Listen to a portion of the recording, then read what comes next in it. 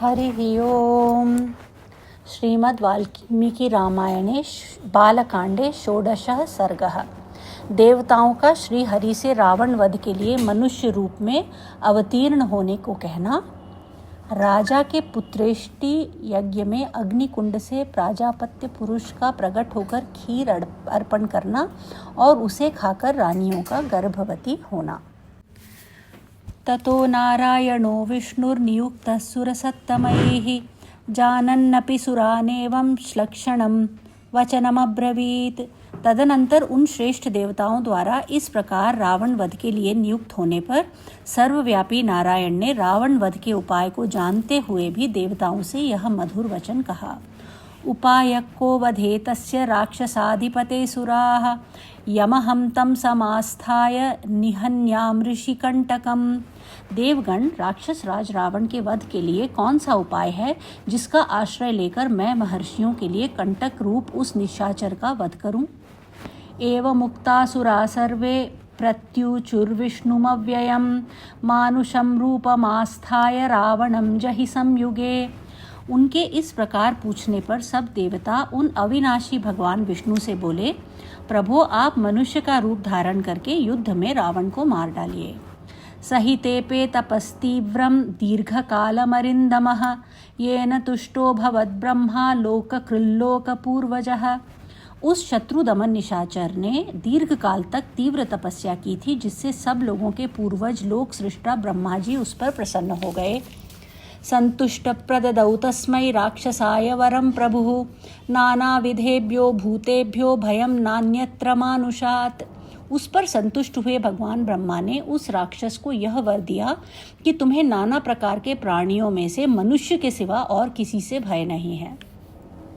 अवज्ञाता पुरातेन वरदाने हि मानवाः एवं पितामहात्तस्माद् वरदानेन गर्वितः।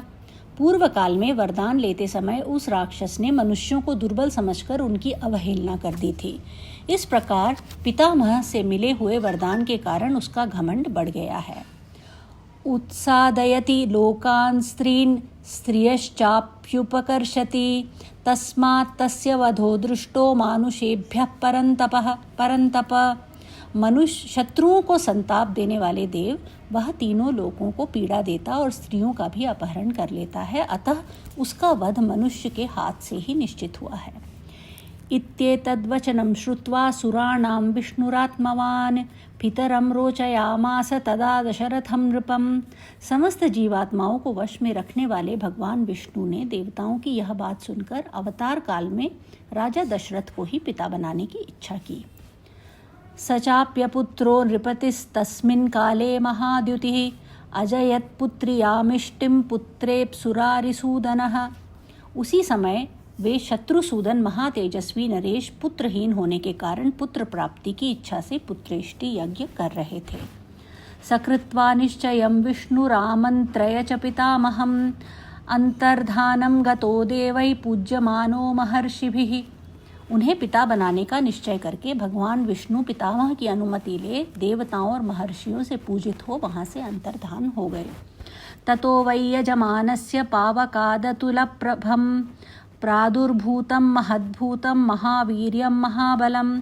तत्पश्चात पुत्रेष्टि यज्ञ करते हुए राजा दशरथ के यज्ञ में अग्निकुंड से एक विशालकाय पुरुष प्रकट हुआ। उसके शरीर में इतना प्रकाश था जिसकी कहीं तुलना नहीं थी। उसका बल पराक्रम महान था। कृष्णं रक्तांबरधरं रक्तास्यं दुन्दुभिस्वनं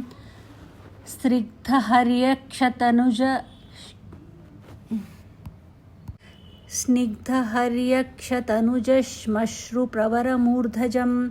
उसकी अंग कांति काले रंग की थी। उसने अपने शरीर पर लाल वस्त्र धारण कर रखा था। उसका मुख भी लाल ही था। उसकी वाणी से दुंदुभि के समान गंभीर ध्वनि प्रकट होती थी। उसके रोम, दाढ़ी, मूछ और बड़े बड़े केश चिकने और सिंह के समान थे। शुभलक्षण संपन्नं दिव्याभरणभूषितं शैलशृंगसमुत्सेधं दृप्तशार्दूलविक्रमम्। वह शुभ लक्षणों से संपन्न, दिव्य आभूषणों से विभूषित, शैल शिखर के समान ऊंचा तथा गर्वीले सिंह के समान चलने वाला था। दिवाकर समाकारं दीप्तानलशिखोपमं तप्तजाम्बूनदमयीं राजतान्तपरिच्छदां दिव्यपायसम्पूर्णां पात्रीं पत्नीमिव प्रियां प्रगृह्य विपुलां दोर्भ्यां स्वयं मायामयीमिव। उसकी आकृति सूर्य के समान तेजोमयी थी। वह प्रज्वलित अग्नि की लपटों के समान देदीप्यमान हो रहा था। उसके हाथ में तपाए हुए जाम्बुनद नामक स्वर्ण की बनी हुई परात थी जो चांदी के ढक्कन से ढकी हुई थी। वह परात बहुत बड़ी थी और दिव्य खीर से भरी हुई थी। उसे उस पुरुष ने स्वयं अपनी दोनों भुजाओं पर इस तरह उठा रखा था मानो कोई रसिक अपनी प्रियतमा पत्नी को अंक में लिए हुए हो। वह अद्भुत परात मायामयी सी जान पड़ती थी। समवेक्ष्याब्रवीद्वाक्यमिदं दशरथं नृपं प्राजापत्यं नरं विद्धि मामिहाभ्यागतं नृप। उसने राजा दशरथ की ओर देखकर कहा, नरेश्वर, मुझे प्रजापति लोक का पुरुष जानो। मैं प्रजापति की ही आज्ञा से यहाँ आया हूँ। ततः परम तदा राजा प्रत्युवाच कृतांजलिः भगवन् स्वागतं तेस्तु किमहं करवाणि ते। तब राजा दशरथ ने हाथ जोड़कर उससे कहा, भगवान, आपका स्वागत है। कहिए मैं आपकी क्या सेवा करूं। अथो पुनरिदं वाक्यं प्राजापत्यो नरो ब्रवीत राजन्नर्चयता देवा नद्य प्राप्तमिदं त्वया। फिर उस प्राजापत्य पुरुष ने पुनः यह बात कही, राजन, तुम देवताओं की आराधना करते हो, इसलिए तुम्हें आज यह वस्तु प्राप्त हुई है। इदं तु नृपशार्दूलपायसं देवनिर्मितं प्रजाकरं गृहाणत्वं धन्यमारोग्यवर्धनम। नृपश्रेष्ठ, यह देवताओं की बनाई हुई खीर है जो संतान की प्राप्ति कराने वाली है। तुम इसे ग्रहण करो, यह धन और आरोग्य की भी वृद्धि करने वाली है। भार्याणामनुरूपाणामश्रितेति प्रयच्छ वै तासु त्वं लप्स्यसे पुत्रान् यदर्थं यजसे नृप। राजन, यह खीर अपनी योग्य पत्नियों को दो और कहो, तुम लोग इसे खाओ। ऐसा करने पर उनके गर्भ से आपको अनेक पुत्रों की प्राप्ति होगी जिनके लिए तुम यह यज्ञ कर रहे हो।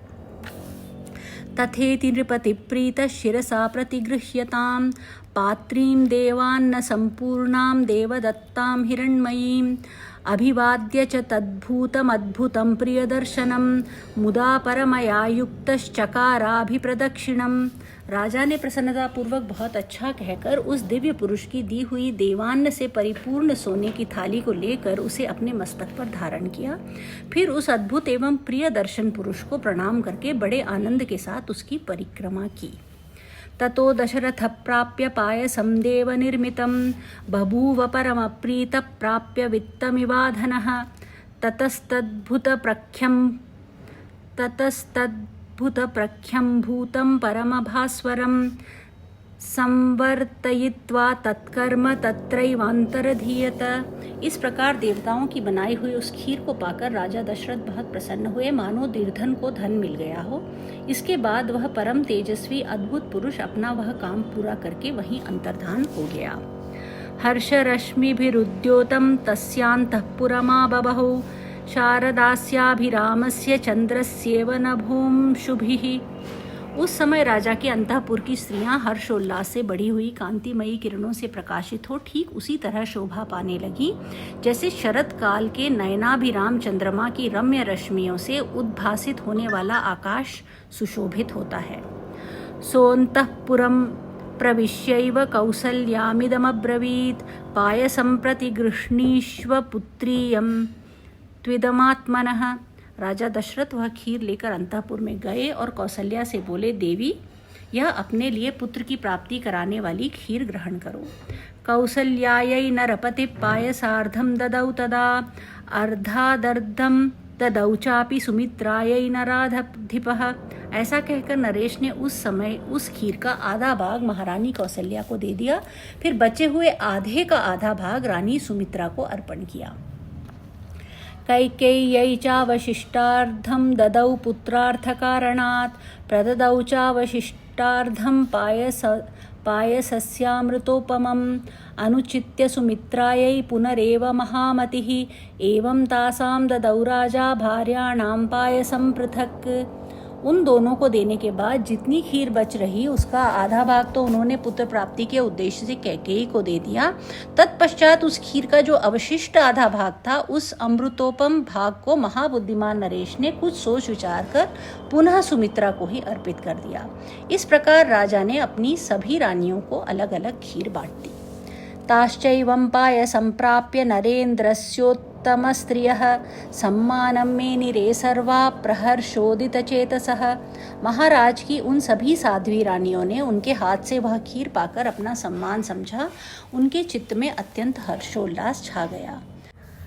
ततस्तुताः प्राश्यतमुत्तमस्त्रियो महीपतेरुत्तमपायसं पृथक् हुताशनादित्यसमानतेजसोचिरेण गर्भान् प्रतिपेदिरे तथा।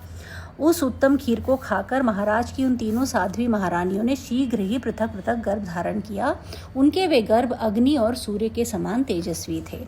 ततस्तु राजा प्रतिवीक्ष्यता स्त्रियः प्ररूढगर्भा प्रतिलब्धमानसः बभूव हृष्टस्त्रिदेवे यथा हरि सुरेन्द्रसिद्धऋषिगणाभिपूजितः।